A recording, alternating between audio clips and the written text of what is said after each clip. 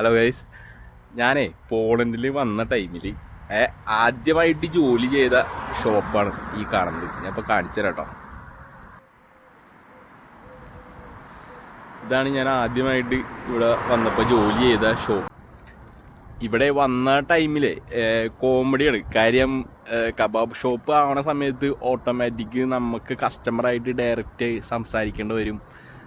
അങ്ങനെ ഓർഡർ എടുക്കേണ്ടി വരും, കാശ് എത്രയെന്ന് പറയണം, ഇപ്പം റെഡിയാവും എന്ന് പറയണം, അങ്ങനെ അങ്ങനെ അങ്ങനെ അങ്ങനെ ഒരുപാട് കാര്യങ്ങളൊക്കെ ഉണ്ട്. അപ്പോൾ എൻ്റെ കൂട്ടുകാരുണ്ട്, അവനിത് എനിക്കെല്ലാം പറഞ്ഞു തന്നായിരുന്നു. പക്ഷേ ഈ ഭാഷ കുറച്ച് ഡിഫിക്കൽട്ട് ആയതുകൊണ്ട് ഇവിടെ ഒരുപാട് കോമഡികളൊക്കെ സംഭവിക്കുന്നത്.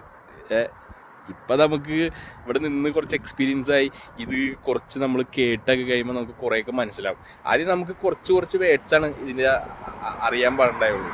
അപ്പോൾ നമ്മൾ ഈ കസ്റ്റമർ വന്ന സമയത്ത് നമുക്കറിയാൻ പാടില്ലാത്ത വേർഡ്സ് കസ്റ്റമർ പറയുമ്പോൾ നമുക്ക് ഭയങ്കര അത് മനസ്സിലാക്കാനായിട്ട് ഭയങ്കര ബുദ്ധിമുട്ടായിരുന്നു. പിന്നെ അത് നമ്മൾ ഇവിടെ നിന്ന് ഇവരുടെ ഭാഷയൊക്കെ കേട്ട് എനിക്കത് മനസ്സിലായി. എന്തായാലും ഷോപ്പിലോട്ട് കയറാം. അവിടെ എൻ്റെ കൂട്ടുകാരന്മാർ അവിടെ വർക്ക് ചെയ്യുന്നുണ്ട്. 2 മലയാളീസാണ്, പിന്നെ ഒരു ബംഗ്ലാദേശി ഒരു പയ്യനും കൂടി ഉണ്ട് അവിടെ. മോനെ സനീഷ്,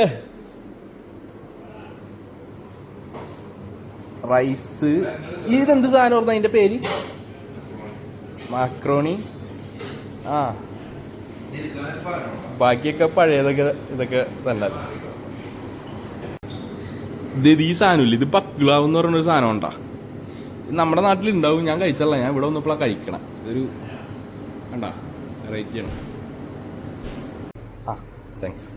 ആ സാധനത്തിന് നല്ല മധുരമാണ്, ബക്ലാവ് എന്ന് പറഞ്ഞിട്ട്. ഇത് എന്താണ് ഇത്? കുമ്മട്ടിയും പിന്നെ പാലാണോ?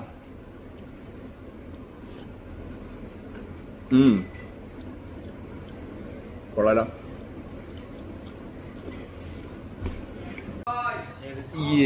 ആ സാധനം അടിപൊളിയായിട്ടുണ്ട്. ഇമാരി ഉണ്ടാക്കിയ ഇതെന്ന് പറയണതേ കുമ്മട്ടിയും പാലും പിന്നെ ഏലക്കയും കൂടി മിക്സ് ചെയ്തിട്ട് നല്ല ടേസ്റ്റ് ആയിരുന്നു കഴിക്കാണ്ട. ആരാ സനിച്ച കണ്ടുപിടിച്ചേ? ഇതാണ് നമ്മുടെ ഫ്രണ്ട് സനീഷ്. ഇങ്ങോട്ട് നോക്കി ഇതൊരു ഹായൊക്കെ പറ. ഈ കബാബിന്റെ ഇവിടുത്തെ ഹെഡ് ഷെഫാണ്. അപ്പൊ ഇവിടെ വന്നപ്പോ ഞാനിത് ജസ്റ്റ് ഒന്ന് എടുത്തെന്ന് മാത്രം. പഴയ സ്മരണകൾ, ഓർമ്മകൾ ഒന്ന് നിങ്ങളെ കാണിക്കണം എന്ന് തോന്നി, അതുകൊണ്ട് എടുത്തതാണ്.